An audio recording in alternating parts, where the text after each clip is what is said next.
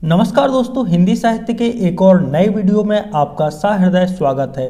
प्रिय दोस्तों, आज के इस वीडियो के माध्यम से मैं डिस्कस करने वाला हूं एमए हिंदी साहित्य के सेकेंड सेमेस्टर के फर्स्ट पेपर के बारे में, जिसका नाम है प्राचीन एवं मध्यकालीन काव्य और उसका इतिहास।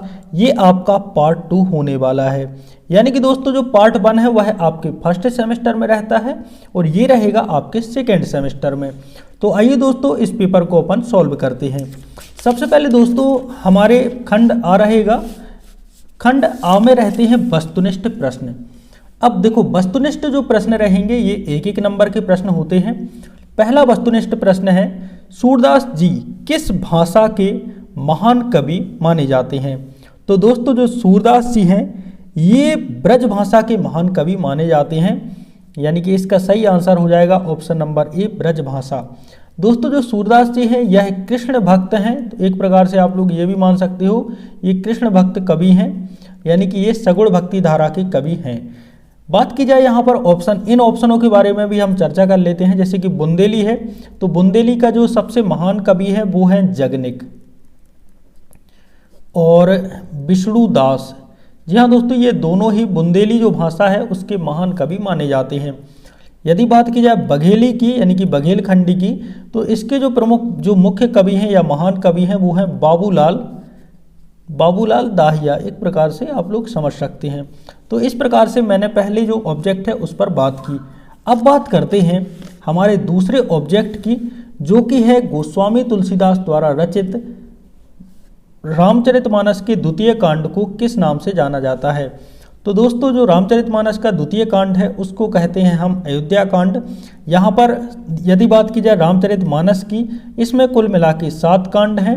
पहला कांड है बाल कांड, इसके बाद है दूसरा अयोध्या कांड, तीसरा कांड है अरण्य कांड। ठीक है, अरण्य मतलब जंगल वाला कांड। चौथा, ये तीसरा हो गया। चौथा कांड है किष्किंधा कांड। पांचवा यहाँ पर सुंदर कांड दिया हुआ है, ये 5वां कांड है। छठा कांड है वो है लंका कांड, इसको युद्ध कांड भी कहते हैं। तो याद रखना, लंका कांड या युद्ध कांड। वो 7वां यानी कि अंतिम जो कांड है वह है उत्तर कांड। तो इस प्रकार से हमने 7 कांड के बारे में चर्चा की। इस आंसर का जो द्वितीय कांड है वह है हमारा अयोध्या कांड, यानी कि ऑप्शन नंबर बी सही हो जाएगा। बात करते हैं तीसरे ऑब्जेक्ट की। अपनी रचनाओं के माध्यम से गागर में सागर भरने वाले जो रचनाकार हैं उनका नाम तुलसीदास नहीं, उनका नाम है बिहारी। जी हाँ दोस्तों, इसका जो सही आंसर है वह हो जाएगा ऑप्शन नंबर सी, बिहारी। गागर में सागर भरना होता है कम शब्दों में बहुत ज़्यादा बयां करना, तो बिहारी तो इसमें माहिर हैं। इनकी पंक्तियां जो प्रसिद्ध हैं, कहत नटत रीझत खीजत मिलत खिलत लजियात भरे भौन में करत है नैनहू सब संबात। यानी कि कुछ इस प्रकार से, मुझे ज़्यादा याद नहीं, ऐसी रहती है इनकी जो रचनाएं हैं। अब बात करते हैं हमारे चौथे ऑब्जेक्ट की। तुम कौन सी पार्टी पढ़े हो लला, मन लेहू पे तेहू छटाक नहीं। ये किस रचनाकार की पंक्ति हैं? तो दोस्तों, ये जो पंक्तियां हैं वह हैं घनानंद की। घनानंद यानी कि ऑप्शन नंबर डी। जो घनानंद हैं यह रीतिकाल के प्रमुख कवि माने जाते हैं, यानी कि ये रीतिकालीन कवि हैं। तो दोस्तों, इस प्रकार से हमारा चौथा ऑब्जेक्ट भी समाप्त होता है। बात करते हैं हमारे अंतिम ऑब्जेक्ट की। किस कवि की पालकी में महाराजा छत्रसाल ने कंधा लगाया था? तो दोस्तों, जो कवि भूषण हैं इनका जन्म कानपुर में हुआ था। इनकी पालकी में महाराजा छत्रसाल ने कंधा लगाया था। और दोस्तों, भूषण की एक रचना है छत्रसाल दशक। ये भी इनकी रचना से आप लोग समझ सकते हो कि छत्रसाल दशक है। तो छत्रसाल जी ने इनकी मतलब एक प्रकार से जनाजे में, पालकी में, मतलब पालकी, जनाजे नहीं पालकी में कंधा लगाया था। तो इनकी एक रचना है छत्रसाल दशक। तो इस प्रकार से हमारे खंड आ यानी कि सभी 5 वस्तुनिष्ठ समाप्त होते हैं। यदि दोस्तों आप लोगों को एमए हिंदी साहित्य की जो सेकेंड सेम है इसके पेपर 1 के सभी वस्तुनिष्ठ प्रश्न का वीडियो चाहिए कि टॉप 100 वस्तुनिष्ठ प्रश्न का वीडियो मतलब लेकर आओ, और इसी का नहीं, और सेकेंड पेपर है उसका, थर्ड पेपर और फोर्थ पेपर, तो यार कमेंट करो और बस तुम लोग डिमांड तो करो यार, तुम्हारा भाई लेके आएगा। ठीक है, तो यदि आप लोगों को टॉप 100 वस्तुनिष्ठ प्रश्नों का एक प्रकार से वीडियो चाहिए तो कमेंट करना पड़ेगा यार। कमेंट होगा, मतलब मेरे को पता चलेगा कि किस किस को इसकी रुचि है। तो इस प्रकार से हमारे खंड आके सभी प्रश्न समाप्त होते हैं। अब बाकी हम सभी प्रश्नों को केवल देखेंगे। यदि आप लोग चाहते हो कि इनको सॉल्व भी कर देना तो यार उसके लिए भी एक छोटा सा कमेंट कर देना कि भाई सॉल्व भी करवा दो, तो मैं सभी को सॉल्व करवा दूंगा बिल्कुल सटीक तरीके से। अब बात करते हैं खंड बा। लघु उत्तरीय प्रश्न रहेंगे। कवि नंददास की कविता की कोई 2 विशेषताएं लिखिए, अथवा में था कवि नंददास का संक्षिप्त जीवन परिचय लिखिए। प्रश्न 3 मीराबाई की भक्ति की 2 विशेषताएं लिखिए, या मीराबाई का संक्षिप्त जीवन परिचय लिखिए।